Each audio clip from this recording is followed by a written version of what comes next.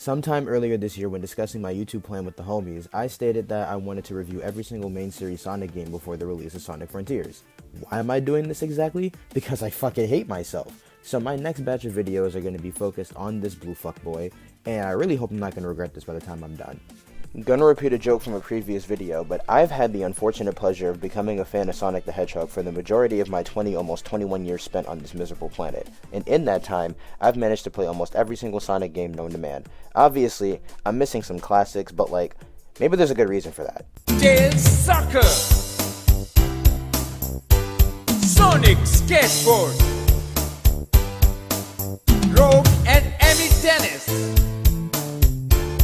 Green Puff Flower Catch, Shadow Basketball, Knuckles Baseball. Yeah, okay, there's definitely a good reason for that. Today we're going to start this little journey through Sonic's past with Sonic Adventure, one of my personal favorite games in the franchise. Sonic Adventure is known in the community for being a lot of things. One of Sonic's greatest games, the rough transition as they all like to call it, and a bunch of other shit that I'm not thinking about right now. But what do I, Soul Omar Light, think about this wacky game? Is it a genuinely great time? Is it the so-called rough transition that every fucking reviewer on planet Earth loves to say at the beginning of their videos? Let's take a walk and find out. But before all of that, I just wanted to let you all know that this video is sponsored by your mom retwisting my locks while your older sister makes me a batch of cookies. So if you're cool with that, let's go.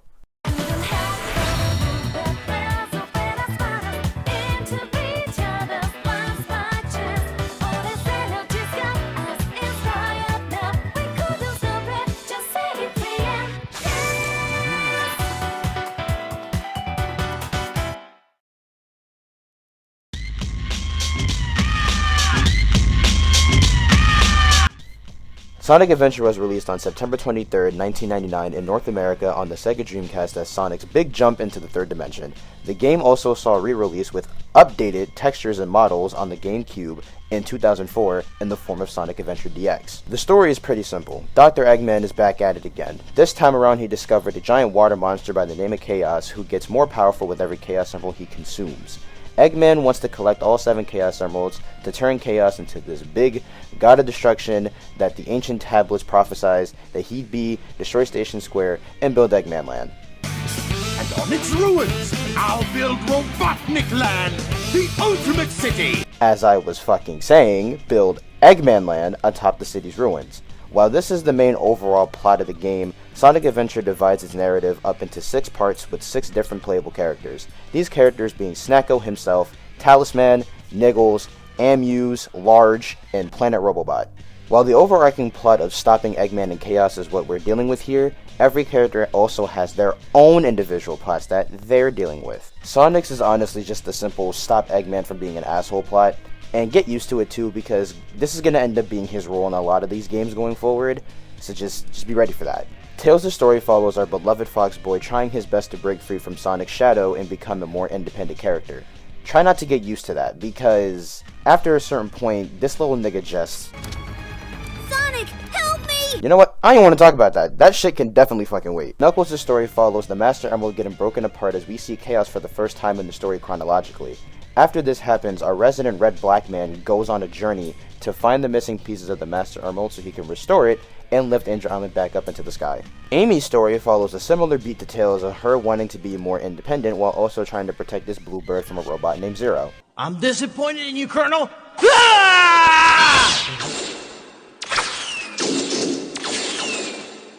What do you think you're doing? What? Oh my nigga, I wish, but it's not him, it's this guy. Yeah, let's cool him, alright? Anyways, Amy eventually helps the little bird find its friends, and we basically see Amy promise us that she'll beat the shit out of Sonic the next time he runs away from her. Gee, you really know how to pick him, don't you, Sonic? Gamma's story follows him being created as part of Eggman's new line of powerful robots called the E-Series. After watching his brothers and sister become repurposed because they were unable to find a frog that swallowed a Chaos Emerald, Gamma goes on a journey of self-discovery, murdering his brothers and sister in cold blood in order to save them. This all comes together with Gamma and the homie Beta fighting one last time, with both of them getting murdered this time and revealing that the bird's friends were actually inside of them too. Well, how about that? Hey, remember that frog that I mentioned earlier? What? Hey, remember that frog that I mentioned earlier? Well, imagine a wild fucking goose chase for 4 stages and you got Big Story. That's literally it. Well, you got niggas like Tails and Amy and Gamma going on journeys of self-discovery. Large the feline over here literally spends the entire story hunting down a fucking frog. If you didn't decide to hang yourself dealing with this bullshit and you actually made it through Big Story, you'll be met with the final story segment. You start with Sonic's lazy ass just sitting there snoozing until Tails shows up to tell him that Angel Island fell once again. Here's the crazy part about this. Angel Island is literally right behind Sonic in the hub world, so the fact that this nigga didn't even know that the shit fell again is actually just ridiculous. But anyways, Eggman lets our heroes know that Chaos is off his rocker, and now our devious little bottle of smart water goes off on his own to collect the 7th and final Chaos Emerald, becoming perfect chaos and wiping out all of Station Square and everyone in it. What was that? Every single civilian made it out of the city perfectly fine? There's no casualties? Not even one? Huh. Well, ain't that a load of horseshit. After draining the Chaos Emeralds of all their friendship juices, that sounds really weird to say out loud, the emeralds are found by Sonic's pals and they are brought to him. It's stated that Chaos essentially drained the negative energy out of the Chaos Emeralds, so Sonic, being the good-hearted fellow that he is, uses the positive energy to bring them back to life and go supersonic to deal with the Water Iblis. Why did I pause in the middle of that? After defeating the Poland Springs mascot, I'm gonna keep making water jokes, he turned back into his base form and is taken away by Tikal, with the day being saved. Granted, the city is still destroyed and the civilians are probably gonna be homeless, but I'm sure they... What was that? The very next time we see Station Square, everything is back to normal? Even the people are back? There's no leftover damage whatsoever? What type of shit is happening here? The story is pretty solid in my opinion. There's obviously a shit ton of room for improvement, but I'll give them a pass since it's the first time that they really did a story on this scale before. But the story ain't that important. It's the gameplay that I'm worried about. Each of our 6 playable characters have their own unique style of gameplay, with some definitely being better than others. Sonic, Tails, and Knuckles were essentially ripped straight out of the Genesis games and thrown into 3D with how they control. Sonic does everything you'd expect him to. He can spin dash, roll into a ball to gain speed, jump on enemies to kill them, simple shit. But he also has some new toys to play with, these being the homing attack to allow him to automatically home in on enemies, the light speed dash which allows him to move quickly across a trail of rings, and the light speed attack which allows him to move quickly through 7 enemies in a row. Up to 7 enemies in a row. That's what the script says. All of this together makes Sonic the best character to play as in the game. His stages just consist of him getting to the animal capsule at the end of every stage, nothing really special there. If it sounded like I was about to run out of breath in the last one, it was, because I'm trying to talk a little fast. It's kind of hot down here. But anyway, Tails has this flight ability from the... Why did I say it like that? Tails has his flight ability to roll... What? Tails has his flight and the ability to roll into a ball. But now, his flight is borderline fucking broken and can basically just fly over the entire damn stage if you angle it properly. Alongside this, he also has the ability to do a tailspin attack for an alternative method of dealing with enemies. His stages consist of racing Sonic, and in one stage racing Eggman to the goal. But with how broken this nigga's flight is, this is literally never an issue, even with this rubber band... What? Even with this rubber band ass AI. Look at this shit. Knuckles still has his ability to glide and climb walls, but he can also perform drill attacks and punch combos. His stages consist of him looking for shards in the Master Emerald, 3 in each stage to be exact, with a radar system that helps you detect whatever emerald piece is nearby and doesn't do something stupid like track them one at a time. What dumbass would ever think that that would be a good idea? I hope this system stays the same and they don't try to change it into something worse and unnecessary, because that would be really, really dumb. Amy was finally given her first playable appearance in a main game after her first appearance, that's redundant as shit, after her first appearance in 93. And holy shit is she kinda trash. Huh? What?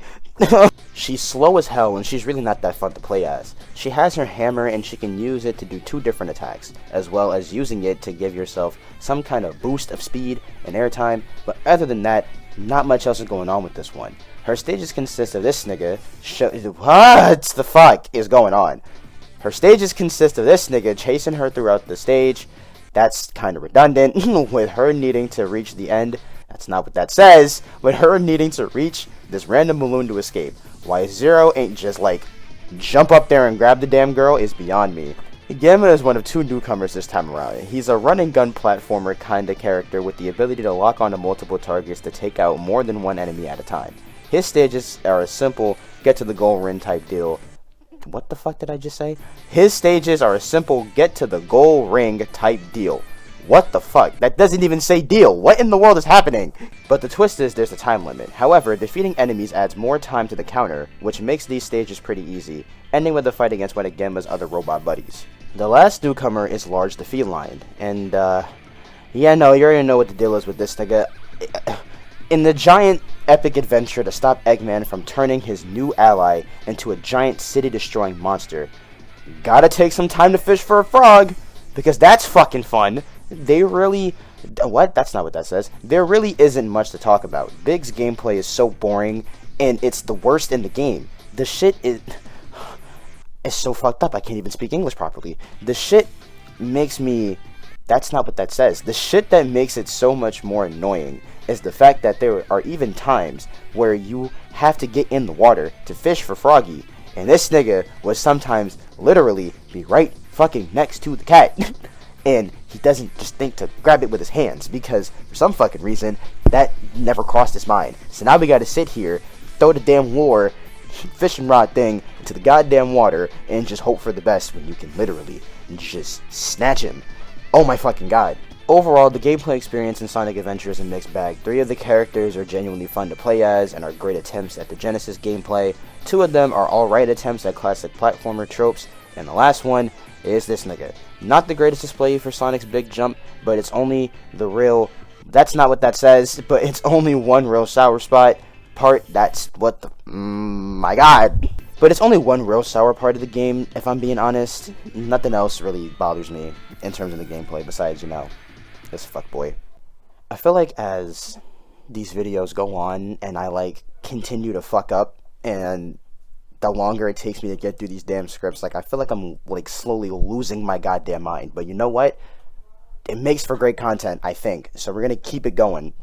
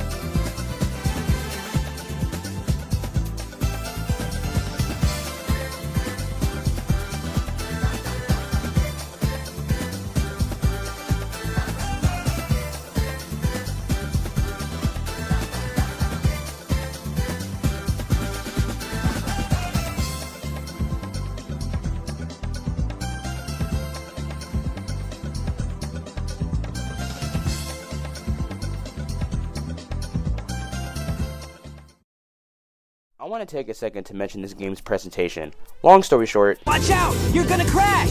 Ah! Hold it right there, creep! You can't get away with this! Knuckles, don't tell me Eggman tricked you again! Me? What about you? Way to go, Knucklehead! Chaos!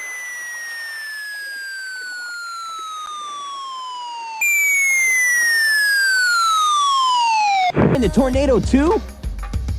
Never mind that. Get up and follow me. It's not good. It's actually pretty bad. Bullshit ass lip syncing, bullshit ass animation, and bullshit ass sound mixing. Not much more needs to be said. Good thing you're okay. I said nothing more needs to be said. Once you complete the main story, your time with the game shouldn't be done, as there's a good amount of side content to sink your time into. Let's start with the only piece of side content that matters, the Chow Garden. As stated in my Sonic Game Idea video, the Chow Garden is my favorite piece of side content to ever touch the series. It's a cute little pet sim where you get to raise these little blue freaks with any of the playable characters. You can feed them, pet them, get demonetized on YouTube for making certain jokes, mutate them through crossbreeding, and make them race against each other. Even though I personally love the Chow Garden, it's definitely not something for everyone, and that's perfectly fine. To each their own. I won't judge out loud. If that's not your cup of tea, every stage in the game has 3 challenges you can complete for emblems. 300 and... that's not what that number says. Whoa! 130 emblems to be exact. what the fuck is happening with me today? With some also being spread out throughout the adventure fields. Once you collect them all, you get Metal Sonic as a skin to use for Sonic in his stages, and the DX release only. I guess that's something. It's whatever, I shouldn't really complain, it was their first time. I can feel, like, my mental stability just, like, wavering the more we keep going, because this shit, I'm just all over the goddamn place. But anyway, there's also a mission mode, which puts you through a series of different tasks. You can also find that's not what that says. Oh my god. You can do this as soon as you boot up the game, but you can also unlock more by finding mission cards. I don't know what's going on anymore. I'm just gonna keep going. My headphones fell off. God damn it. After completing all of the stories, you get access to a final story segment where you get to play as Super Sonic for one boss fight, and that's it. This game starts the very unfortunate trend of having Super Sonic only allowed in the final boss encounter and nowhere else, and it's so stupid, but it is what it is. At least the music is a banger in this segment. Perfect segue, the music. This game's soundtrack is definitely within my top 10 for Sonic soundtracks because this shit right here...